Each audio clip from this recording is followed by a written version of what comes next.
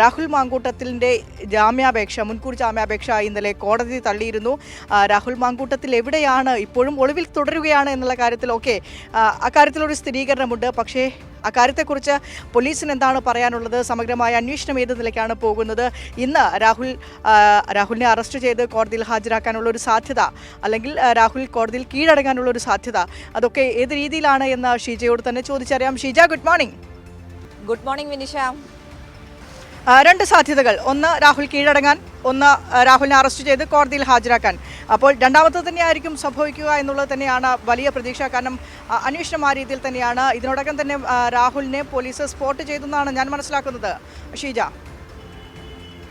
വിനിഷ, ഏതായാലും രാഹുൽ മാങ്കൂട്ടത്തിൽ എന്നുള്ള ഒരു ജനപ്രതിനിധിയാണ് ഒളിവിൽ പോയിട്ട് ഇന്നിപ്പോൾ 9 ദിവസമാകുന്നത്.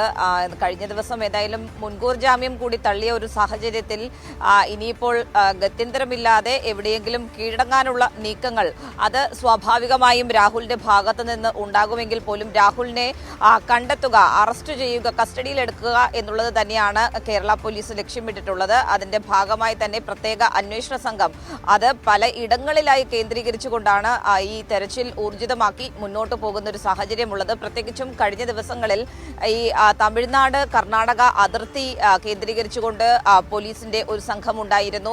കർണാടകയിൽ തന്നെ ബംഗളൂരു കേന്ദ്രീകരിച്ചുകൊണ്ട് മറ്റൊരു സംഘമുണ്ടായിരുന്നു. കാരണം ബംഗളൂരുവിൽ വരെ രാഹുൽ എത്തി എന്നുള്ളത് വിവരങ്ങളുടെ അടിസ്ഥാനത്തിൽ കൃത്യമായ രീതിയിൽ തന്നെ അവിടെ എത്തിച്ചേരുകയും പരിശോധന നടത്തുകയും ഒക്കെ ചെയ്തിരുന്നു. ഇതിന് പ്രധാന കാരണം എന്ന് പറയുന്നത് കഴിഞ്ഞ ദിവസം കസ്റ്റഡിയിലായവരുടെ കാര്യം തന്നെ എടുത്തു പറയേണ്ടതാണ്. കാരണം രാഹുലിന്റെ ഡ്രൈവർ, അതോടൊപ്പം തന്നെ രാഹുലിന്റെ പേഴ്സണൽ സ്റ്റാഫ് അംഗം ഉൾപ്പെടെയുള്ളവരെ പോലീസ് കസ്റ്റഡിയിലെടുത്തിട്ടുണ്ട്. ഇന്ന് അവരെ തിരുവനന്തപുരത്തേക്ക് എത്തിക്കുന്നുണ്ട്. അവരിൽ നിന്നും കൂടുതൽ കാര്യങ്ങൾ ചോദ്യം ചെയ്യലിലൂടെ മനസ്സിലാക്കാനുള്ള നീക്കങ്ങൾ അത് ഇതിനകം തന്നെ പോലീസ് ആരംഭിച്ചിട്ടുണ്ട്. പ്രത്യേകിച്ചും ഡ്രൈവർ രാഹുലിനെ ബംഗളൂരുവിൽ കൊണ്ട് വിട്ട ഡ്രൈവറെയാണ് ഇപ്പോൾ പോലീസിന്റെ കസ്റ്റഡിയിലുള്ളത്. അപ്പോൾ അവരുടെ ഏതൊക്കെ ഭാഗത്തുകൂടി അവർ സഞ്ചരിച്ചു എന്നതിന്റെ ഒരു കൃത്യമായ ധാരണ ഇപ്പോൾ തന്നെ പോലീസിനുണ്ട്. ഉടൻ തന്നെ രാഹുലിനെ പിടിക്കാൻ സാധിക്കും എന്നുള്ളൊരു പ്രതീക്ഷ തന്നെയാണ് പ്രത്യേക അന്വേഷണ സംഘത്തിനുള്ളത്. അതുകൊണ്ട് അവർ വിവിധ സംഘങ്ങളായി തിരിഞ്ഞാണ് പലയിടങ്ങൾ കേന്ദ്രീകരിച്ചുകൊണ്ട് സംസ്ഥാനത്തിനകത്തും പുറത്തും ആയി ഈ ഒരു അന്വേഷണം ഊർജിതമാക്കി മുന്നോട്ട് പോകുന്നത്. അതേസമയം രാഹുൽ കീഴടങ്ങാനുള്ളൊരു സാധ്യത അത് രാഹുലിന്റെ സംഘം ആ രീതിയിലുള്ള നീക്കങ്ങളും നടത്തുന്നുണ്ട് എന്നുള്ള വിവരങ്ങൾ വരുന്നുണ്ട്.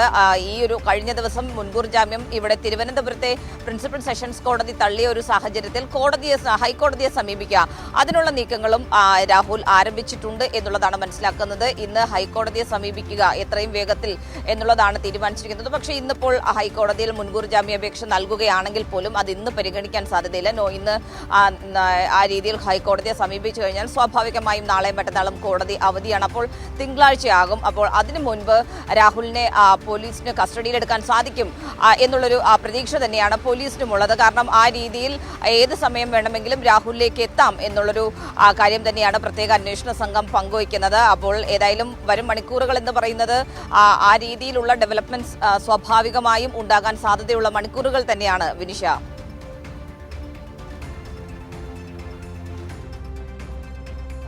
ഷീജ, വലിയൊരു കുടുക്കിലാണ് കോൺഗ്രസ് രാഹുലിനെ കൊണ്ട് എത്തിച്ചത്. രാഹുൽ കോൺഗ്രസിനെ കൊണ്ട് എത്തിച്ചതും രണ്ട് രീതിയിലും പറയാം. കാരണം ഷാഫി പറമ്പിലിൻ്റെ യാതൊരുവിധ പിന്തുണയും ഇല്ലാതെ രാഹുൽ മാങ്കൂട്ടത്തിലിനെ ഇങ്ങനെ വളരാനാകില്ല, ഇങ്ങനെ ഒളിച്ചു നിൽക്കാനാകില്ല എന്ന തരത്തിലുള്ള വലിയ രീതിയിലുള്ള വിമർശനങ്ങളൊക്കെ വരുന്നുണ്ട്. ഇന്നലെ മുതിർന്ന കോൺഗ്രസ് നേതാക്കളെല്ലാം തന്നെ മുൻകൂർ ജാമ്യാപേക്ഷ തള്ളിയതിനു ശേഷം KPCC അധ്യക്ഷൻ സണ്ണി ജോസഫ് ആയാലും രമേശ് ചെന്നിത്തല ആയാലും VD സതീശനായാലും ഷാഫി പറമ്പിലൊക്കെ ആയാലും മാധ്യമങ്ങളെ കാണുന്ന ഒരു സാഹചര്യം ഉണ്ടായിരുന്നു. ആ ഒരു സാഹചര്യത്തിലും ഈ മുൻകൂർ ജാമ്യാപേക്ഷ തള്ളുന്നതിൻ്റെ അവസാന നിമിഷം വരെ രാഹുലിനെ സംരക്ഷിച്ചു പോകുന്നതിൻ്റെ ആ ഒരു ഗത്യന്തരമില്ലായ്മ, അങ്ങനെ ഒരു തരത്തിലും പിടിച്ചു നിൽക്കാൻ പറ്റാത്തൊരു സാഹചര്യത്തിലാണ് ഇന്നലെ രാഹുലിനെ പാർട്ടിയിൽ നിന്ന് പുറത്താക്കിക്കൊണ്ട്, കോൺഗ്രസിൽ നിന്ന് പുറത്താക്കിക്കൊണ്ട് ഒരു നടപടി KPCC സ്വീകരിച്ചത്. അപ്പോഴും നേരത്തെ തന്നെ AICCയുടെ അനുമതി വാങ്ങി കോൺഗ്രസിൽ നിന്ന് പുറത്താക്കാനുള്ള തീരുമാനങ്ങളൊക്കെ ഉണ്ടായിരുന്നു. പക്ഷേ മുൻകൂർ അപേക്ഷയുടെ കാര്യത്തിൽ എന്തെങ്കിലും ഒരു പോസിറ്റീവ് തീരുമാനം ഉണ്ടാകുമെന്ന അവസാന നിമിഷം ഷാഫി പറമ്പിൽ പറഞ്ഞിരുന്നു. അതിൻ്റെ ഒരു സമ്മർദ്ദം അത് മുതിർന്ന നേതാക്കൾക്കും ഉണ്ടായിരുന്നു. അതിനാലാണ് ഈ മുൻകൂർ ജാമ്യാപേക്ഷ തള്ളുന്നത് വരെ കോൺഗ്രസിൽ നിന്ന് പുറത്താക്കിക്കൊണ്ടുള്ളൊരു നടപടി സ്വീകരിക്കാതെ പോയതും. അപ്പോൾ അത്തരത്തിൽ രാഹുൽ മാങ്കൂട്ടത്തിലിനെ സംരക്ഷിച്ച് നിലനിർത്തിയത് കോൺഗ്രസ് നേതാക്കൾ തന്നെയാണ്. ഇപ്പോൾ തള്ളിപ്പറയുന്നവരൊക്കെ തന്നെയാണ് രാഹുൽ മാങ്കൂട്ടത്തിലിനെ സംരക്ഷിച്ച് നിർത്തുന്നതും.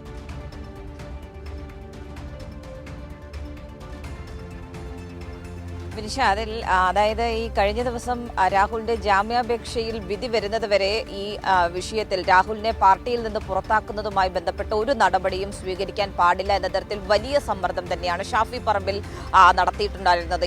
ആ രീതിയിലുള്ള സമ്മർദ്ദമാണ് ചെലുത്തിയിട്ടുണ്ടായിരുന്നത്. അതിന് കോൺഗ്രസിന്റെ മുതിർന്ന നേതാക്കൾ വഴങ്ങിക്കൊടുത്തു എന്നുള്ളതാണ് ഇതിൽ ഏറ്റവും കൗതുകകരമായ കാര്യം. കാരണം ആ രീതിയിലാണ് ഷാഫിയുടെ ഒരു സ്വാധീനം പാർട്ടിക്കുള്ളിൽ ഇതിനകം തന്നെ വളർന്നിട്ടുള്ളത് എന്നുള്ള കാര്യമാണ്. ഷാഫിയാണ് ഈ വിഷയത്തിൽ രാഹുലിന് എതിരെ നടപടിയെടുക്കരുത്, പാർട്ടിയിൽ നിന്ന് പുറത്താക്കരുത് എന്നുള്ള ആവശ്യവുമായി രംഗത്ത് വന്നതും അതിന്റെ ഒരു പശ്ചാത്തലത്തിലാണ് AICC പോലും അതിൽ കടുത്ത വിയോജിപ്പ് രേഖപ്പെടുത്തിയിരുന്നു കഴിഞ്ഞ ദിവസം. പ്രധാനമായും AICC ഈ രീതിയിൽ സംസ്ഥാനത്തെ KPCC പ്രസിഡന്റ് ആകട്ടെ, DCC അധ്യക്ഷന്മാരാകട്ടെ, ഷാഫി പറമ്പിലാകട്ടെ അവരുടെയൊക്കെ രാഹുലിനെ പിന്തുണയ്ക്കുന്ന ഈ നിലപാടിൽ കടുത്ത അതൃപ്തി അറിയിക്കുകയും ചെയ്തിരുന്നു. പ്രത്യേകിച്ചും ദീപാദാസ് മുൻഷിയൊക്കെ രാഹുലിനെ പുറത്താക്കണം എന്നുള്ള നിലപാട് ഉള്ള വ്യക്തിയായിരുന്നു. പക്ഷേ അതിനെ പോലും അവഗണിച്ചുകൊണ്ടാണ് KPCC അധ്യക്ഷനും പ്രതിപക്ഷ നേതാവും അടങ്ങുന്നവർ ഈ രാഹുലിനെ സംരക്ഷിക്കുന്നതിന് വേണ്ടിയും ഷാഫിയുടെ സമ്മർദ്ദത്തിന് വഴങ്ങിയും കാര്യങ്ങൾ ചെയ്ത് മുന്നോട്ട് പോയത്. പക്ഷേ ഈ പറയുന്നത് പോലെ തന്നെ ഷാഫി കോൺഗ്രസിന്റെ മുതിർന്ന നേതാക്കളെ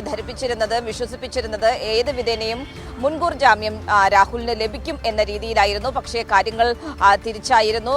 വലിയ തിരിച്ചടിയാണ് കോൺഗ്രസിനും രാഹുലിനും മുൻകൂർ ജാമ്യം തള്ളിയതിലൂടെ ഉണ്ടായത്. ആ ഒരു പശ്ചാത്തലത്തിലാണ് മുൻകൂർ ജാമ്യാപേക്ഷ തള്ളി എന്നുള്ളൊരു വാർത്ത വരുന്ന ഉടനെ തന്നെ KPCCയുടെ പ്രസ്താവനയും വരുന്നു. രാഹുലിനെ പാർട്ടിയിൽ നിന്ന് പുറത്താക്കി എന്നുള്ള പ്രസ്താവനയും വരുന്നു.